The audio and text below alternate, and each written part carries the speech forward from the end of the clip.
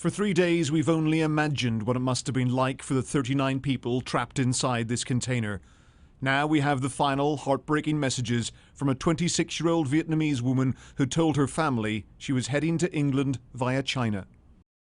According to a Vietnamese human rights group, Pham Tra My texted her mother, "I'm sorry, Mum, my journey abroad doesn't work. Mum, I love you so much.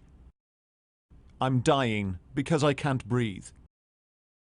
Her family say she'd paid £30,000 to smugglers. The Vietnamese embassy in London say they've passed her details to Essex police. The task of identifying the victims and establishing cause of death continues.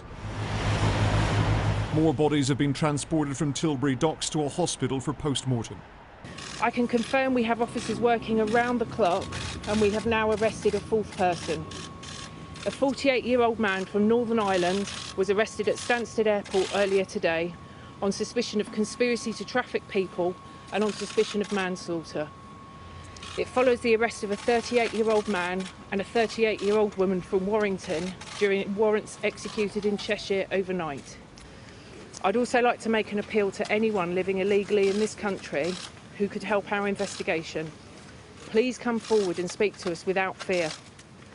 I can assure you that your information will be received in the strictest confidence and no criminal action will be taken against you. The investigation is focused on the two parts of the vehicle found in Essex on Wednesday, the tractor unit at the front and the container unit where the bodies were found. One of those arrested is the cab driver. The vehicle was originally registered with a Bulgarian plate. The container's owners, Global Trailer Rentals Limited, leased out the unit on the 15th of October, but it's not yet clear to whom. When it departed Zeebrugge and arrived at Purfleet, it would have had one of these manifest forms, where it would have declared the driver who delivered it, who it was received by, and what the contents were supposed to be. A huge number of lorries come and go through the port of Purfleet, so many that it would be impossible to search all of them.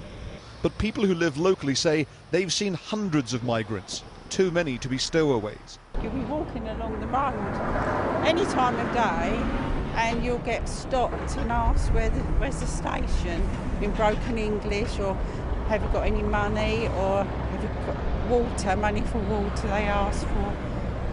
My neighbour, they asked, knocked a poor guy must have been so desperate, knocked on my neighbour's door and asked for shoes. I said, no shoes, it's just desperate people.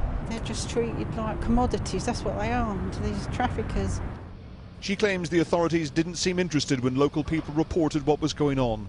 The company which runs the port has declined interviews while the police investigation goes on. But this week's tragedy will lead to greater scrutiny of this back door to Britain. Ian Woods, Sky News, Essex.